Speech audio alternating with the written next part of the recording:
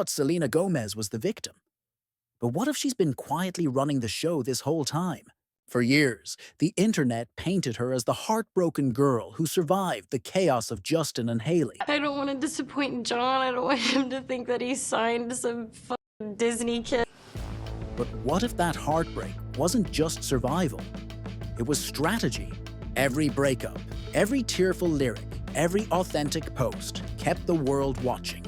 Not because she forced it, but because she understood one thing most celebrities never do. Silence makes people talk louder. And that's exactly what happened. While fans were busy choosing sides, Selena mastered emotional ambiguity. Never lying, never naming names, just letting you fill in the blanks. So the question isn't, was she the victim, anymore. It's, did she turn our obsession into her empire? Welcome back to Drop the Glam, the channel where we look beyond the headlines and decode the psychology of fame, influence, and power. When Selena disappeared from the spotlight, the internet went into detective mode. But instead of correcting the rumors, she let the world write the script for her.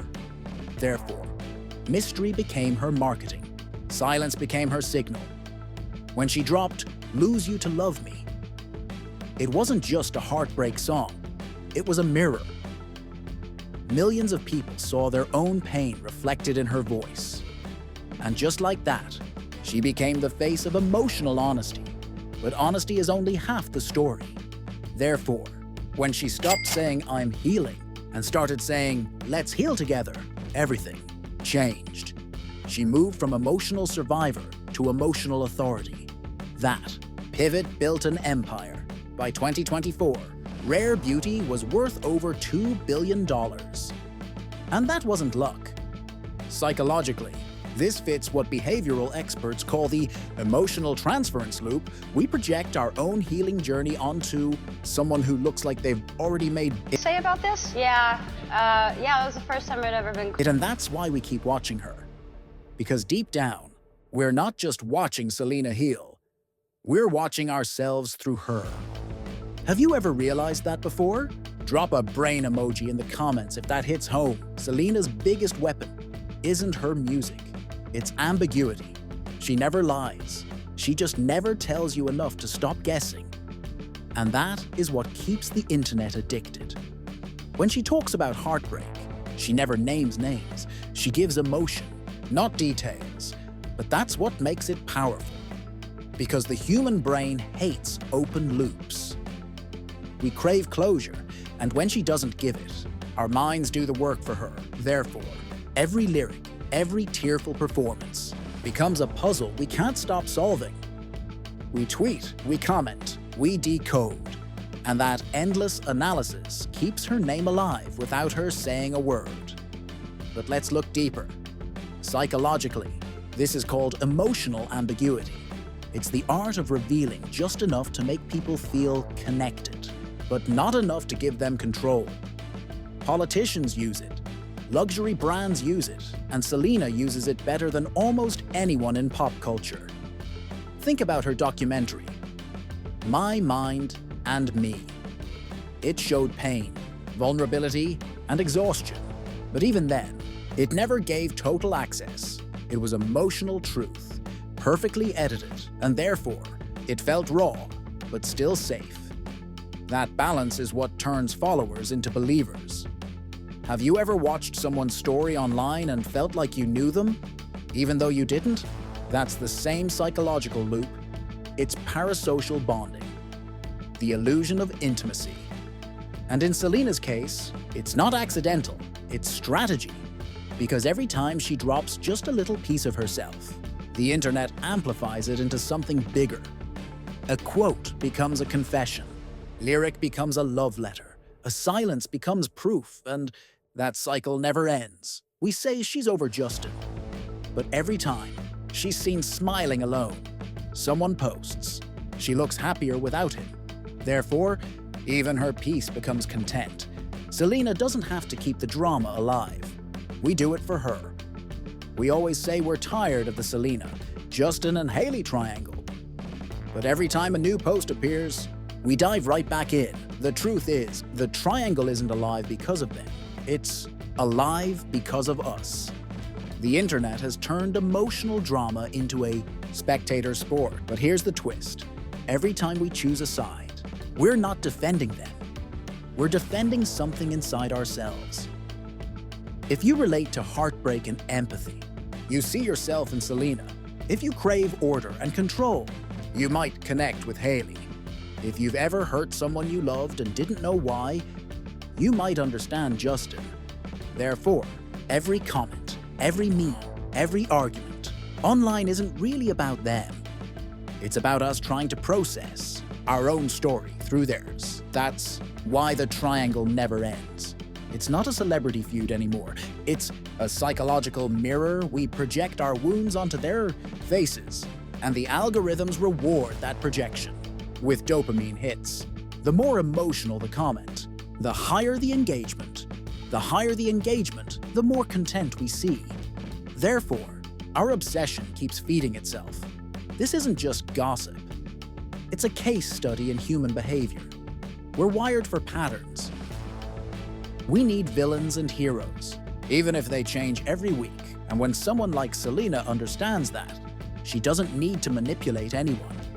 She just has to let the story breathe, because the audience will do the rest. Now, let's test something. Which role do you think you play in this triangle? A, the empath, who wants to heal everyone. B, the loyal one, who stays even when it hurts. C, the escape artist, who runs when it gets too real. Drop your letter in the comments. Stay till the end, because later, I'll tell you what your answer says about your emotional pattern. At some point, every strategy hits its limit, because control always comes with a cost. Selena's story was built on vulnerability, but the more real she became, the more the world demanded to see.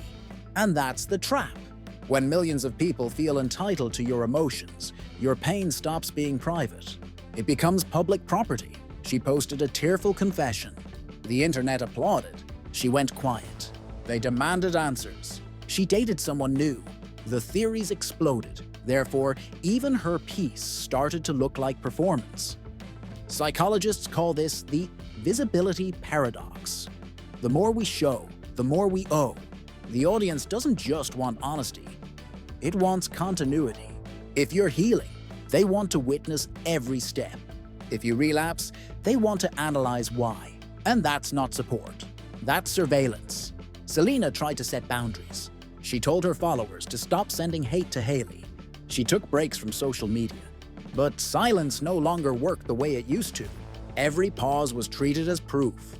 Every disappearance as drama. Therefore, the same tool that once gave her power, emotional ambiguity, began turning against her. Fans started debating if her vulnerability was authentic or calculated. They forgot she was human and turned her healing into a franchise. Selena Gomez's ability to make herself the victim of every situation ever is truly admirable. It's a skill that only she has. There's two bitches that be talking shit in this place all the time. Do I? My boss for a second.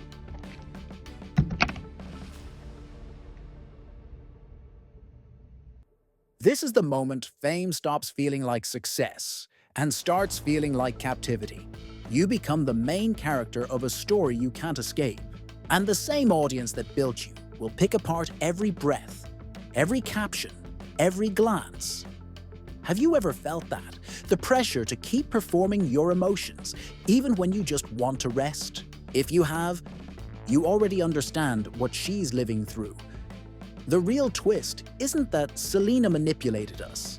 It's that she never had to. We did it ourselves. She became the mirror. Every lyric, every silence, every glance reflected something different to each of us. To some, she was the girl who finally stood up for herself. To others, she was the symbol of quiet revenge. And to millions, she was proof that pain can make you powerful. But here's what nobody says out loud. The reason we're obsessed with her story isn't because of her. It's because it reveals who we are. We all have a version of Justin. The chaos we once called love. All have a version of Hailey. the part of us that tries to hold everything together, no matter what it costs. And we all have a version of Selena, the part that breaks, heals, and still wants to be seen. Therefore, the triangle was never about three celebrities. It was about three human archetypes living inside all of us: the lover, the fixer, the healer. That's why the story refuses to die. It's not a tabloid headline. It's a collective reflection.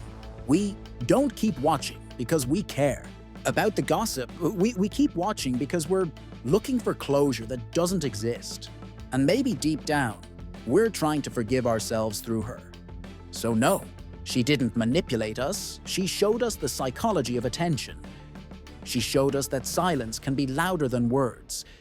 And she reminded us that the people we idolize are never just characters. They are mirrors, reflecting the parts of us we haven't yet healed. I'm on a diet, boo. I am no longer eating anybody's BS, their negative energy, and other bitches' problems.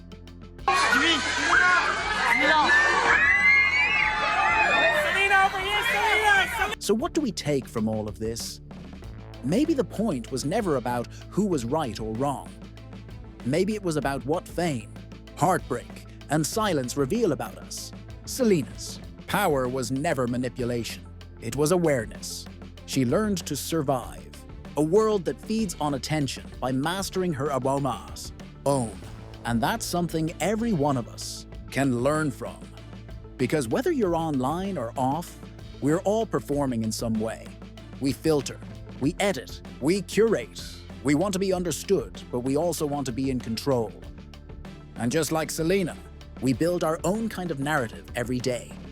Therefore, the real question isn't whether she was playing the game. It's whether we even realize we're playing ours. If this story made you think, reflect, or see yourself differently, tell me in the comments what part hit you the most. I actually read every single one. And if you're the kind of person who questions what's really going on beneath the surface, you belong here. Subscribe, because the next story will go even deeper. We'll explore another public figure who turned chaos into control, and what that says about us. Until then, remember this: the internet doesn't just show us celebrities, it shows us the collective mirror of our own emotions. And maybe that's the most powerful manipulation of all.